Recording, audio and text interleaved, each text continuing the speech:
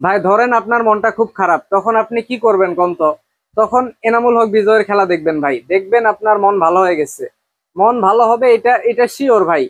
যখন আপনি তার ব্যাটিং দেখবেন হাসি আটকাইতে পারবেন না। তার ব্যাটিং টেকনিক দেখলে আপনি হাসি আটকাইতে পারবেন না ভাই, আপনার মন ভালো হবে, এটা এটা শিওর। এখন যেই শালারা কমেন্টে গালাগালি করে, যখন এনামুল হক বিজয়কে নিয়ে কথা বলি, যখন বলি যে টেস্ট ক্রিকেটে এনামুল হক বিজয় চলে না, তার এই টেকনিক দিয়ে টেস্ট ক্রিকেটে সার্ভাইভ করা সম্ভব না, তাকে সময় দিলে সময় নষ্ট হয়, এটা যখন বলি, যে শালারা গালাগালি করে, তাদেরকে এখন কি করা যায় বলেন?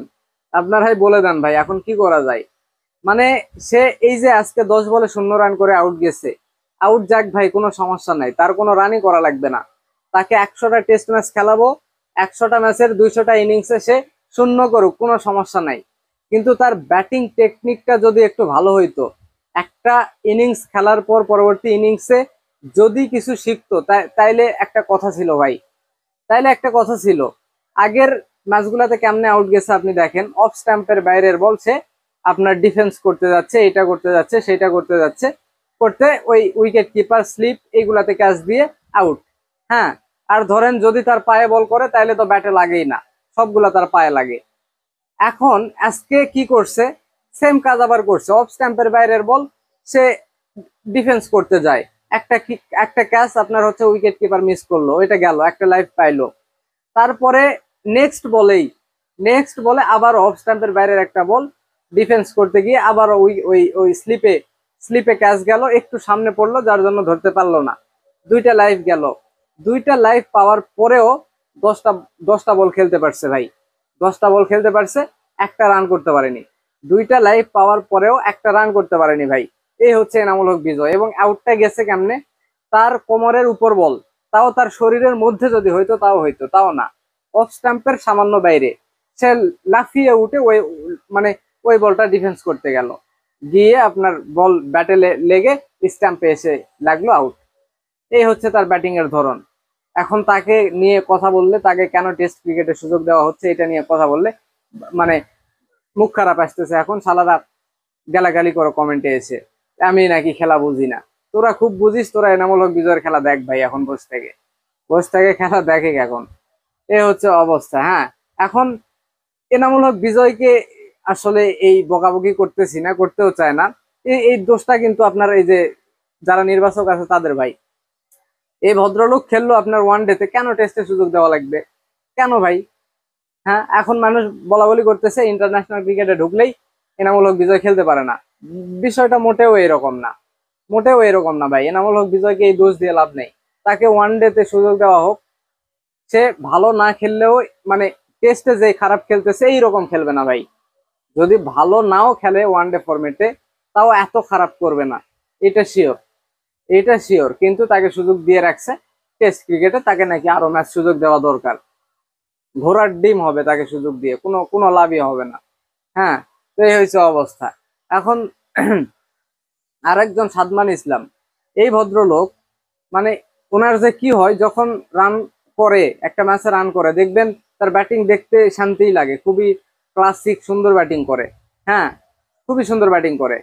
প্রত্যেকটা ম্যাচে দেখবেন, প্রত্যেকটা ইনিংসে দেখবেন ভালো একটা শুরু পায়, ভালো একটা শুরু পায়, কিন্তু সেটাকে ফিনিশ করতে পারে না। এই যে 93 বলে 46টা রান করছে, খুবই ভালো ক্রিকেট খেলছে ভাই, একদম নিখুঁত বলতে গেলে। কিন্তু এই ইনিংসটাকে যে বড় করবে এটা পারে না। তো এই যে এতদিন ধরে টেস্ট খেলতেছে এরা, হ্যাঁ, এবং এই যে একটা সমস্যা বারবার দেখা যাচ্ছে যে প্রত্যেকটা ইনিংস ভালো একটা শুরুর পর সেটাকে লম্বা করতে পারতেছে না। কোচ যারা আছে, বিশ্ববিখ্যাত কোচগুলা দলের ভেতরে আছে, তারা কি বাল তোলে, তারা এই জিনিসগুলা নিয়ে কাজ করতে পারে না। ধরলাম কাজ করে, কাজ করার পরেও যদি উন্নতি না হয়, তাহলে কি বালের কাজ করে? ওই ওই বালের কোচের তো দরকার নেই ভাই, ওই বালের কোচের তো দরকার নেই। আরেকজন মমিনুল হক, এই ভদ্রলোক মানে এখন হয়ে গেছে ওই যে সৌম্য সরকার, লিটন দাস যেরকম অধারা ভাই, ওই টাইপের হয়ে গেছে এই ভদ্রলোক।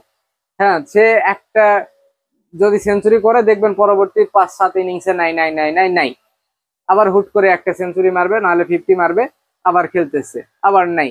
এই অবস্থা হয়ে গেছে। লোকটা সাকিব আল হাসানের থেকে বেশি টেস্ট ম্যাচ খেলে ফেলছে ইতিমধ্যে, 73টা টেস্ট খেলে আজকে মনে হয় সাকিবের থেকে একটু বেশি রানের দিক থেকে এগিয়ে গেছে। হ্যাঁ, এখনো একজন অলরাউন্ডার সাকিব আল হাসান টেস্ট ক্রিকেটে তার যে অ্যাভারেজ আছে, মানে সেই অ্যাভারেজের উপরে টেস্ট কি বলে মোমেনুল করতে পারেনি ভাই, মোমেনুল করতে পারেনি। সে একজন টেস্টের স্পেশালিস্ট ব্যাটসম্যান, তার তো অন্তত একজন অলরাউন্ডারের থেকে অ্যাভারেজ বেশি হওয়া উচিত ভাই। সেটা করতে পারছে? পারে নাই। শুধুমাত্র টেস্ট একটা ফরম্যাটে সে খেলে, ওই একটা ফরম্যাটে সে মনোযোগ দিতে পারতেছে না, রেগুলার রান করতে পারতেছে না। সেই কবে দেখছিলাম যে টানা 12টা, মনে 12টা না 13টা 50 মারছিল, একটা রেকর্ড করছিল ওই। তারপরে আর দেখিনি যে ধারাবাহিক ভাবে এই মোমিনুল রান করছে। সেই সময়টাতে তার অ্যাভারেজও ভালো ছিল, অলমোস্ট 45 তার অ্যাভারেজ ছিল। এখন সেটা কমতে কমতে কমতে কমতে কমতে কমতে 37 নাকি 36-এ চলে আসছে। অন্যান্য দলের প্লেয়ারদের দিনের পর দিন তাদের ইয়েটা অ্যাভারেজ ইনক্রিজ হয়, আর আমাদের দেশের প্লেয়ারদের দিনের পর দিন কমে যায়। প্রত্যেকটা ইয়ের ক্ষেত্রেই এইটা, কি বলে, প্রত্যেকটা প্লেয়ারের ক্ষেত্রে এটা, বাংলাদেশি প্রত্যেকটা প্লেয়ার দিনের পর দিন কিসের কি বাড়বে, তাদের অ্যাভারেজ উল্টো উল্টো দিকে কমে ভাই। সৌম্য সরকার তার ক্যারিয়ারের শুরুতে ওয়ানডে ক্রিকেটে 50+ অ্যাভারেজ, কমতে কমতে কমতে কমতে 32-33-এ নেমে আসছে। হ্যাঁ, তারপরে এই যে আপনার তৌহিদ হৃদয়, ক্যারিয়ারের শুরুর দিকে 40+ এরকম অ্যাভারেজ, এখন কত? হ্যাঁ, মানে বাংলাদেশে এমন একটা ব্যাটসম্যান পাইলাম না ভাই, এটা বিশাল বড় একটা আফসোস আমার। এমন একটা ব্যাটসম্যান পাইলাম না যার অ্যাভারেজ যে কোনো অন্তত একটা ফরম্যাটে 40+, একটা ফরম্যাটে 40+, এরকম নাই। এখন হুট করে আবার ওই যে নুরুল হাসান সোহানের উদাহরণ দিয়েন না আপনারা, ম্যাচ খেলছে অল্প, ওইটা ধরা যাবে না। হ্যাঁ, অন্তত অন্তত 20টা ম্যাচ খেলছে, এমন প্লেয়ারের আপনি এমন বাংলাদেশি প্লেয়ার দেখাইতে পারবেন না অ্যাভারেজ 40+ আছে? নাই। এটা সেই বাংলাদেশ যখন থেকে ক্রিকেট খেলা শুরু করছে তখন থেকে আজ পর্যন্ত একটারও নাই ভাই, একটারও নাই। সর্বোচ্চ বোধ হয় 37, 38, 39ও নাই, 38 পর্যন্তই হাইস্ট। এ হয়েছে অবস্থা। এই হচ্ছে বাংলাদেশ ক্রিকেটের অবস্থা, এই হচ্ছে এনামুল হক বিজয়ের অবস্থা, এই হচ্ছে সাদমান ইসলামের অবস্থা, এই হচ্ছে মমিনুল হকের অবস্থা। আর এই যে এনামুল হক বিজয়, তাকে নিয়ে কি বলবো, মানে মানে তার ক্রিকেটীয় জ্ঞান তার মাথার মধ্যে আছে বলে আমার কাছে মনে হয় না। নইলে একটা ভুল কোনো মানুষ বারবার করতে পারে, একটা ভুল যখন একটা মানুষ বারবার করবে সেটা ক্রাইম ভাই, সেটা ক্রাইম। হ্যাঁ, ক্রিকেটের কোনো এমন যদি আইন কানুন থাকতো তাকে ফাঁসি দেওয়া যাইতো। সে একটা ভুল যেভাবে বারবার করে, প্রত্যেকটা ম্যাচে দেখবেন অফ স্টাম্পের বাইরের বল ডিফেন্স করতে যাচ্ছে। এই এনামূলক বিজয়কে আরেকবার, এটা আজকে বলবো না ভাই, অন্যদিন বলবো, অন্যদিন বলবো।